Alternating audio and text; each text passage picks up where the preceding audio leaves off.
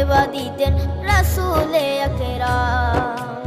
উস্তুনে হান্নানা একটা খেজুর গাছের নাম, যাকে ধরে খুতবা দিতেন রাসূলে আকরাম, যাকে ধরে খুতবা দিতেন রাসূলে আকরাম। গাছটা নবীর বিরহে সদা কাঁদিতে রহে, গাছটা নবীর বিরহে সদা কাঁদিতে রহে।